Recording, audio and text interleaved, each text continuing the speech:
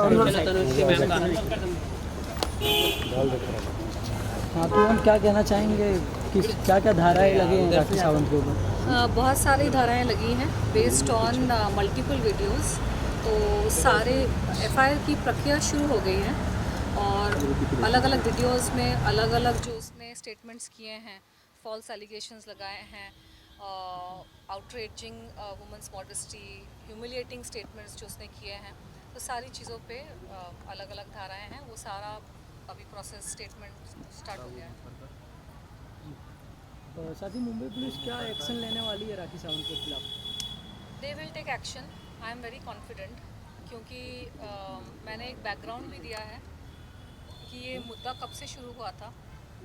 2008 से शुरू हुआ था, जब राखी को मुझसे दिक्कत होनी शुरू हो गई थी, जब हॉर्न ओके प्लीज़ में राखी को रिप्लेस करके मुझे लिया गया था और फिर मेरे साथ कंट्रोवर्सी करके प्रोड्यूसर्स ने वापस राखी को लिया।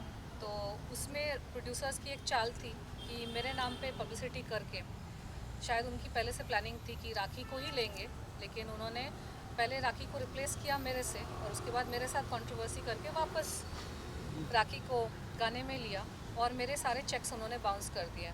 मेरे शूटिंग से पहले ही मेरा एक चेक बाउंस हो गया था। मतलब उनकी सोची समझी साजिश थी, ये कंट्रोवर्सी करेंगे, हंगामा करेंगे ताकि ये सब हो जाए, पब्लिसिटी मिले। मैं ये कहना चाहूँगी कि इस तरह के गलत काम करने ही नहीं चाहिए प्रोड्यूसर्स को, क्योंकि अगर मैं गाना कर लेती, वो गाना रिलीज़ हो गया होता, मैं उस वक्त मेरा एक नाम था, मैंने अच्छी अच्छी फिल्में की थी, मेरी आशिक बनाया बहुत बड़ी हिट हुई थी और दूसरे भी गाने फिल्में हिट हुई थी। अगर वो गाना रिलीज़ हो गया होता तो मुझे भी आगे काम मिलता और प्रोड्यूसर्स को भी फ़ायदा होता। वो पिक्चर रिलीज़ हो जाती, वो पिक्चर आज तक रिलीज़ नहीं हुई है। उस पिक्चर की वजह से मुझे इतना इमोशनल ट्रॉमा, इतना कुछ मुझे झेलना पड़ा। उन्होंने अगर वो कंट्रोवर्सी नहीं करी होती, शॉर्टकट का काम नहीं किया होता कि कंट्रोवर्सी करके तनुश्री दत्ता के ऊपर हम ज़ोर ज़बरदस्ती करके, प्रॉब्लम्स क्रिएट करके किसी भी लड़की को अगर आप इस तरह से ट्रीट करोगे, तो कोई भी एक ईमानदार जो इंसान होता है, सेल्फ रिस्पेक्टिंग इंसान होता है, रिटेलिएट करेगा ही। आप किसी को परेशान कर रहे हो, चुपचाप कैसे कोई कुछ चीज़ें ना सहनशीलता के बाहर होती है और कुछ आदमी ऐसे होते हैं जिनकी हरकतें आप नहीं झेल सकते। और नाना पाटेकर की रेपुटेशन हमेशा से ऐसी रही है। उसकी एक सिर्फ मैं नहीं, बहुत सारी हीरोइंस के साथ उसके प्रॉब्लम्स हुए हैं। बहुत सारी एक्ट्रेसेस ने इंटरव्यूज़ में कुछ ना कुछ उसके बारे में बोला है और उसने अपनी छवि बनाई है कि मैं बहुत अच्छा इंसान हूँ क्योंकि मैं समाज सेवा करता हूँ। कोई प्रूफ नहीं है समाज सेवा का, सिर्फ प्रेस कॉन्फ्रेंसेस है कि समाज सेवा करते हैं। आप प्रूफ दिखा के आप बोलिए कि आपने सच में क्या समाज सेवा की है। और दूसरी चीज़, अच्छा आदमी वो होता है जो अपने परिवार के साथ रहे।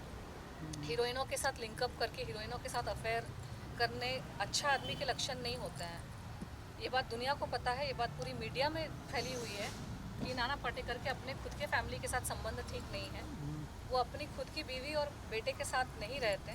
उसने अपने बेटे को भी इंडस्ट्री में कोई सपोर्ट नहीं दिया है। अच्छा आदमी के लक्षण वो होते हैं जो अपनी बीवी के साथ, एक ही बीवी के साथ जिससे उसने शादी की है, वो शादी निभाए। बीवी बेवा की जैसे रह रही है और हीरोइनों के साथ अफेयर्स की खबरें हर जगह, आर्टिकल आप निकालोगे ऑनलाइन तो ये हीरोइन वो हीरोइन, वो अच्छे आदमी के लक्षण नहीं है। तो जो पब्लिक में उसने अपनी इमेज बनाई है कि मैं अच्छा आदमी हूँ और ये तनुश्री दत्ता मेरे पे एलिगेशंस लगा रही है, वो सरासर झूठ है। अच्छा आदमी अपने परिवार के साथ रहता है, अपने बेटे बेटियों के लिए वो जान तक देने को राज़ी रहता है। इंडस्ट्री के जो हीरो है, प्रोड्यूसर है, वो अपने बेटों के लिए, बेटियों के लिए क्या कुछ नहीं करते हैं और इसने अपने बेटे के लिए क्या किया है। अच्छा आदमी की डेफिनेशन वो होती है। तो इसके आसपास और इसका तो नाना पाटेकर का भाई मन्या सुर्वे था, सबको पता है, मुंबई का बहुत ही खतरनाक गैंगस्टर मन्या सुर्वे। ये बात मुझे रिसेंटली पता चली।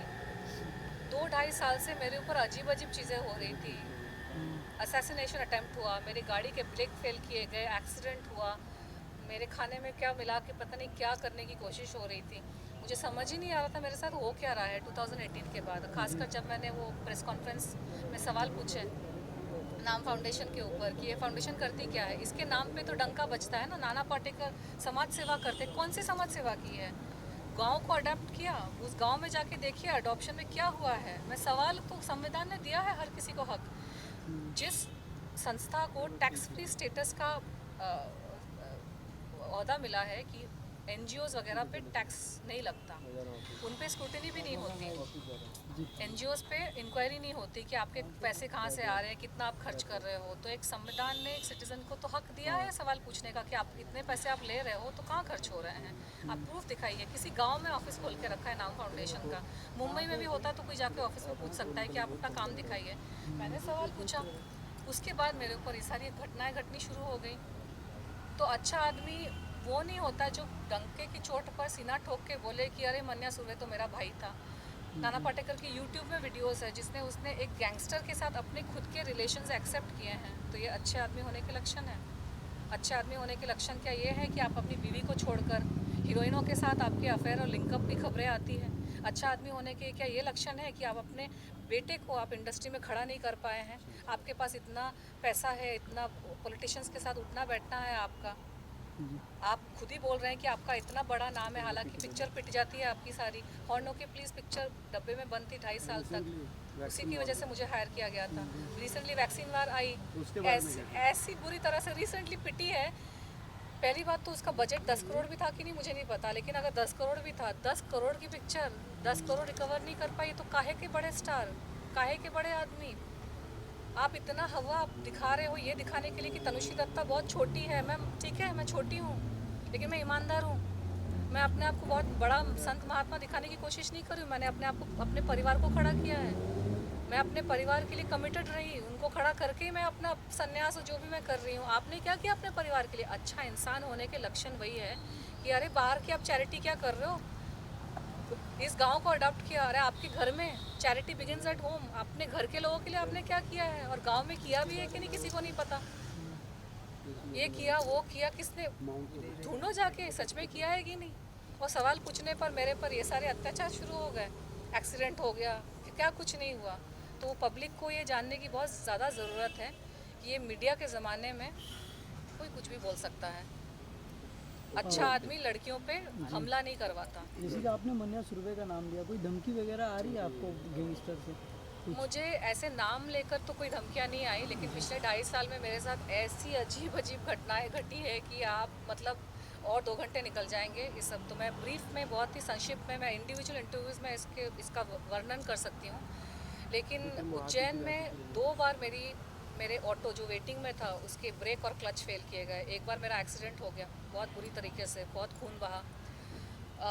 एक मेड को मेरे घर पे मैंने रखा था जो कुछ उसके अजीब से कॉन्टैक्ट्स थे, बहुत सारे झूठ वूठ बोल के आई थी। उसने मेरे खाने पानी में कुछ मिला रही थी जिसकी वजह से मेरी तबीयत बहुत मतलब मरने जैसी हालत हो गई थी। वो एक घटना घटी। फिर एक बार मुझे किसी जगह पे धोखे से ले जाने की कोशिश की गई और वहाँ ले जाके मेरे साथ पता नहीं क्या करते हैं, लेकिन वो मैं समझ गई कि सेटअप है, सुपारी है, तो मैं वहाँ से हट के निकल गई। ये सारी चीज़ें, अलग अलग फ़ोन कॉल्स आना, धोखे से मुझे इम्पर्सनेशन करके मुझे फंसाने की कोशिश करना, मुझे पागल प्रूफ करने की कोशिश करना, कमेंट्स करके, वीडियोस बना के, आर्टिकल्स छपवा के कि ये, क्योंकि मैं अध्यात्म से जुड़ी हूँ तो मेरी जीवन शैली नॉर्मल इंसान से अलग है। जो अध्यात्म से जुड़ा है उसका मार्ग ही अलग है। मैं मीडिया में इसलिए हूँ क्योंकि मैं यहाँ पे कल्याण करना चाहती हूँ और मीडिया मेरा फील्ड है। तो अलग अलग चीज़ों से मुझे प्रूफ करने की कोशिश कर रहे थे कि ये, ताकि जब मेरा मर्डर हो तो ये सुसाइड प्रूफ कर सके। खाने में चीज़ें मिला दी ताकि जब मर्डर हो तो ये प्रूफ कर सके कि अरे ये तो बीमारी से मर गई या हार्ट अटैक से मर गई। एक हेल्दी इंसान को अगर आप गलत दवाइयाँ मिला के खिला दोगे ना तो इंसान ऐसे ही मर जाएगा। तो ये सारी चीज़ें मेरे साथ हुई, लेकिन भगवान है ना, वो इन शैतानों से कहीं बड़ा है। और जिसने भगवान ने डिसाइड करके रखा है कि ये तो ज़िंदा रहेगी तो कोई मेरा कुछ बिगाड़ नहीं सकता। तो अब मैं एक्शन, एक तो मुद्दा शुरू हुआ है राखी का, वो उसी मुद्दे से कनेक्टेड है क्योंकि मीटू मूवमेंट के टाइम पे राखी दर्ज हो गया है ना राखी सावंत के ऊपर। वही प्रक्रिया चल रही है। अच्छा मैम, फाइनली मैम आप मानती है कि जो भी जितने भी अटैक्स हुए आप पे, जो भी आरोप लगाया है, जैसे कि आर्टिकल्स की बात करें तो सभी नाना पाटेकर के थ्रू कराया गया, क्योंकि कहीं ना कहीं उन्हीं का नाम आ रहा है आपके? मेरे और तो कोई दुश्मन है नहीं। मैं वैसी तो हूँ नहीं राखी सावंत के जैसे कि हर साल किसी नए इंसान को लेकर उस पर एलिगेशन लगाना शुरू कर दूँ। मुझ में उतना संयम है और क्लैरिटी है। मैंने इतनी सारी पिक्चरें की। कभी आप लोगों ने सुना कि मेरे किसी सेट पे झगड़े हुए हैं? कभी आप लोगों ने सुना कि किसी हीरो के साथ मेरी फ़ाइट हुई या किसी हीरोइन के साथ मेरी फ़ाइट हुई? मैंने 16 फिल्में करी हैं, मेरी फिल्में हिट गई है। मैंने 5 साल मैंने जम के काम किया। मैंने हंड्रेड्स ऑफ स्टेज शोज़ किए हैं, मैंने इवेंट्स किए, ब्रांड्स का काम किया। कभी आपने सुना कि कहीं मेरी झड़प हुई, मेरी कहीं फ़ाइट हुई? मुझे जहाँ पे जिससे साथ तकलीफ़ हुई, मैं तो उसी मुद्दे पे आज भी अड़ी हूँ। मैं हर रोज़ हर साल नए नए लोगों के ऊपर एलिगेशन तो लगाती नहीं हूँ। मैं ईमानदारी से काम करती हूँ चुपचाप। जिन लोगों ने मेरे साथ काम किया है, अच्छे से काम किया, आप उनको जाकर पूछो मेरी रेपुटेशन कितनी अच्छी है। इस नाना पाटेकर ने, इस राखी सावंत ने मेरी रेपुटेशन की धज्जियाँ उड़ा दी ना, मुझे यहाँ काम चैन से काम करने दिया। अमेरिका में भी जाके मुझे कामकाज को लेकर बहुत तकलीफ़ें हुई, अलग अलग झूठे झूठे एलिगेशंस लगाए, पर्सनल लाइफ पे अटैक किए, झूठे एलिगेशंस लगाए, शादी वादी की चीज़ें मेरी स्पॉइल हो गई। तो ये शैतानी लोग हैं, इनकी शैतानी प्रवृत्ति है, इनको झूठ के बेसिस पर अपना साम्राज्य चलाना है और उनको ये भी पसंद नहीं है कि कोई उनको आईना दिखाए। ये प्रताड़ित करेंगे सामने वाले को और चाहेंगे कि सामने वाला प्रताड़ित हो जाए और चुपचाप सह ले। अरे भाई क्यों सहे? भगवान ने पैदा किया है, धरती पे लाया है, ईमानदारी से अपनी रोटी कमाती हूँ, किसी के बाप का नहीं खाती मैं। मुझे चैन से जीने दो और मुझे चैन से काम करने दो, बस यही मेरी इच्छा है। न मेरी कोई एम्बिशन थी कि मैं कोई महारानी बन जाऊँ। परेशान भी करेंगे, कंप्लेन भी मत करो, कुछ बोलो भी मत। क्या है यार, क्या हो रहा है यहाँ पे? अच्छा तनुश्री मैम, एकाएक क्या बात हो गई जो कि 4 साल के बाद तनुश्री दत्ता जाग गई और कंप्लेन करने आ गई? इसके पहले क्यों नहीं कंप्लेन की नाना पाटेकर के खिलाफ इस तरह की? नहीं, जागने की बात नहीं है। नाना पाटेकर के खिलाफ तो 2018 में ही कंप्लेन मेरी दर्ज हो गई थी। तो ये नाना पाटेकर को लेकर, मूवी को लेकर, हाँ, ये जो कंप्लेन जो है ये राखी सावंत पे, नहीं राखी सावंत का ये कंप्लेन है। नाना पाटेकर का कंप्लेन 2008 में भी दर्ज हुआ था एफआईआर, जिसमें पुलिस ने कार्यवाही की नहीं थी और पुलिस ने उसको ठीक से किया नहीं था। इसलिए 2018 में वापस से मैंने उस चीज़ को किया और वहाँ पे भी प्रेशर में आके बहुत मेरे विटनेसेस को डराया धमकाया गया और विटनेसेस को यहाँ वहाँ किया गया। राखी सावंत का जो मामला था 2018 में मेरी तबीयत बहुत बिगड़ चुकी थी मीटू मूवमेंट के टाइम पे, क्योंकि इतना मुझ पे एक साइकोलॉजिकल प्रेशर आ रहा था और मुझे यूएस वापस भी जाना था, क्योंकि यहाँ से तो लोगों ने परेशान किया, तो वहाँ पे मेरा काम वाम था, मुझे वापस जाना था। तो अब जब मैं वापस आई हूँ और अब मेरे पास वक्त है, क्योंकि आप समझ सकते हैं कि मुझे तो देखने वाला कोई नहीं है ना, मेरे आगे पीछे कोई नहीं मुझे देखने वाला, तो मुझे तो अपनी रोजी रोटी कमानी पड़ेगी ना। मैं यहाँ बैठी रहूँ, ये सब कोर्ट कचहरी के चक्कर करती रहूँ, मुझे यहाँ रहने नहीं दोगे, यहाँ जीने नहीं दोगे, यहाँ काम नहीं करने दोगे। भाई मैं जहाँ पे हूँ वहाँ पे तो मैं काम करूँ, कुछ करूँ, अपना जीवन का आगे बढ़ाने की कोशिश करूँ। तो हमेशा पॉसिबल नहीं होता है कि हर चीज़ को तुरंत कर देना। और राखी सावंत जैसी जो लोग होते हैं वो जितनी गंदगी कर देते हैं ना, सामने वाला इंसान इतना धक्के से शॉक हो जाता है कि सामर्थ्य आपका टूट जाता है कि आप डील कैसे करें। अभी तो मैं वीडियोस देखने को मजबूर हो गई हूँ, क्योंकि एफआईआर के लिए पूरा डिटेल देख कर आपको सेकंड बाय सेकंड बहुत वो करना पड़ता है। मैं 2 दिन पहले भी मैं रो रही थी कि कोई इंसान आके इस तरह के एलिगेशन लगा के सारी ज़िंदगी यार ईमानदारी से काम किया, इससे अच्छा तो बेईमानी हो जाता है।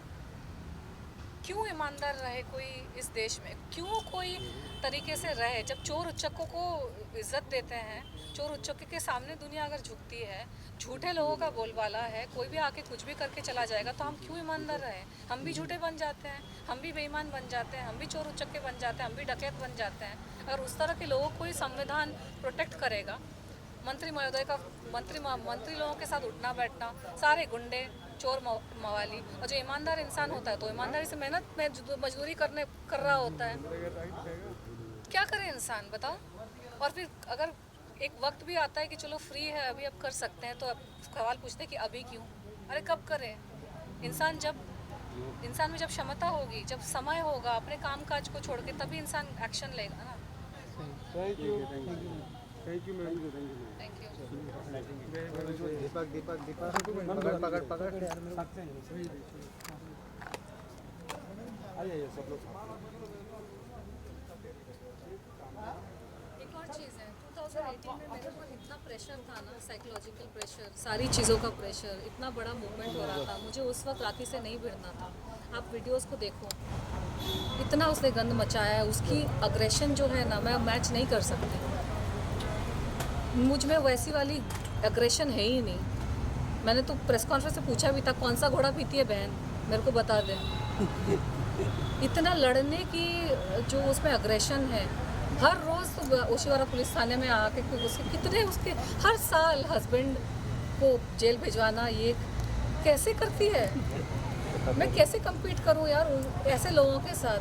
ये जो शैतानी और जो दैत्य वाली जो शक्तियाँ हैं ना, मुझे शायद थोड़ी और कुछ साधना करनी पड़ेगी इन लोगों से लड़ने के लिए, शक्ति प्राप्त करने के लिए। मैं अभी कुछ दिन पहले भगवान से बोल रही थी कि अब मुझे ना शक्ति दो, लड़ने के लिए शक्ति दो। मैं थक जाती हूँ। मैं हफ्ते भर पहले मैंने प्रेस कॉन्फ्रेंसेस किए, इंटरव्यूज़ किए। मैं पिछले एक हफ्ता पूरा मैं थकी हुई थी, बीमार हो गई थी, थोड़ा सा उठ नहीं पा रही थी, ज़्यादा शक्ति नहीं थी। मैंने अपना कुछ किया, अपनी साधना शुरू की। अब थोड़ा सा एनर्जी आया है, FIR करना है तो ये मैं कर रही हूँ। ये प्रक्रिया इसकी है, करनी पड़ेगी। और मैं चाहती हूँ कि इस तरह के लोगों को पब्लिक बोल देना बंद कर दे, क्योंकि पब्लिक इनको जाने देती है, इनकी कॉमेडी में आ जाती है, लेकिन कॉमेडी की आड़ में आप किसी की ज़िंदगी ख़राब कर रहे हो। ये सही नहीं है। इंसान इंसानियत छोड़ देगा, अपनी ईमानदारी छोड़ देगा जब यंग जनरेशन देखेगी ना कि इस तरह के लोग कुछ भी करके निकल जाते हैं। ये सही नहीं है। अच्छा, क्या क्या कंप्लेंट्स में क्या क्या चार्जेस लगेंगे? देखिए, तनुश्री जी के बारे में मीडिया में, न्यूज़ चैनल में जो बोला गया है, उनके बारे में अभद्र भाषा में जो अश्लील जो वक्तव्य किया गया है, उसके बारे में हमने शिकायत दर्ज की है। उसकी अभी सब प्रक्रिया चालू है। अभी हम सारा डिटेल अभी डिस्क्लोज नहीं कर सकते, क्या हो रहा है, क्या नहीं हो रहा है। सारे वीडियोज़ वगैरह हमने आज जमा किए, उसका पंचनामा हो चुका है वीडियोज़ का, और वो सारे वीडियोज़ हमने पुलिस स्टेशन में जमा किए हैं और ये प्रक्रिया चालू है, अभी जारी है, कल तक जारी रहेगी। और कल आपको इसके बारे में फाइनल जो FIR के बारे में कल आपको जानकारी मिल जाएगी। चलो, थैंक यू। मैं एक बात कहना चाहती हूँ, बहुत सारे लोग ना मेरे पे एलिगेशन लगाते हैं, मीडिया पब्लिसिटी। राजा भाई, मेरा करियर इतना अच्छा चल रहा था ना 2008 इंसिडेंट के पहले, कि मुझे कोई मीडिया पब्लिसिटी की ज़रूरत नहीं थी। ये शैतानी लोग आके हम जैसे लोगों को परेशान करते हैं अपनी मीडिया पब्लिसिटी करने के लिए, फिर हम पे उल्टा एलिगेशन लगाते हैं, उल्टा चोर पटवाल को डांटे कि आप कर रहे हो पब्लिसिटी के लिए। किसी इंसान को क्या हक नहीं है अपनी हक की लड़ाई लड़ने का? आप कुछ भी मुझे बोल के चले जाओगे, आप कैसे भी मेरे साथ बर्ताव करके चले जाओगे, मैं रिटेलिएट नहीं कर सकती हूँ। और जब कोई रिटेलिएट करेगा तो उस पर उल्टा एलिगेशन लगाओ कि मीडिया पब्लिसिटी। मुझे ज़रूरत है मीडिया पब्लिसिटी की। मैं अगर काम कर लूँगी ना, स्क्रीन पे आ जाऊँगी, वो 10,000 कंट्रोवर्सीज के ज़्यादा उससे मुझे पब्लिसिटी मिलेगी। अगर वो हॉर्नों के पीछे गाना उन्होंने मुझे शूट करने दिया होता सुकून से, शांति से, बिना परेशान किए हुए, उस गाने से मुझे ज़्यादा पब्लिसिटी मिलती है, उस गाने से मुझे आगे भी काम मिलता। तो क्या कोई इंसान अपने ऊपर ये सारी अत्याचार होने देगा? पब्लिसिटी क्या? राखी सावंत और मेरा स्तर बहुत अलग है। मुझे लीड रोल्स मिल रहे थे, मुझे गाने मेरे हिट थे, मुझे काम मिला, मैं मिस इंडिया हूँ। मुझे नहीं ज़रूरत है सड़क पे आके पब्लिसिटी का। मेरी एनर्जी नहीं होती ये सब कोर्ट कचहरी ये सब करने के लिए, लेकिन करना पड़ रहा है अपने हक के लिए। क्योंकि आज इस राखी सावंत को अगर मैंने छोड़ दिया ना, तो सबको लगेगा कि अरे तनुश्री तो ईजी टारगेट है, उसको आप कुछ भी करके निकल जाओगे। थोड़ी परेशानी तो होनी चाहिए सामने वाले को, अगर आपने मुझे परेशान किया है, क्योंकि मुझे तो और भी जीना है ना, और भी काम करना है, और कुछ करना है, करना पड़ता है अपने आप को बचाने के लिए। आपको लड़ना पड़ता है। मुझे लड़ना बिल्कुल पसंद नहीं है, मैं बचपन से वैसी हूँ। मुझे लड़ना पसंद नहीं है, मुझे जोर आवाज़ में बात करना पसंद नहीं है, तू मैं पसंद नहीं है। लेकिन इन शैतानों ने, इन महिषासुरों ने मुझे फोर्स कर दिया है कि मैं लड़ूं। मुझे अपने आप को उठाना पड़ता है कि आज मुझे चाहिए शक्ति, मुझे करना पड़ेगा। आप नहीं समझ रहे, पब्लिसिटी का कुछ है ही नहीं, पर पब्लिक को बताना ज़रूरी है। पब्लिक को ना बताए तो लोगों को लगेगा कुछ नहीं कर रही है। It's chicken and egg situation. करे तो क्या करे इंसान। चलो, थैंक यू।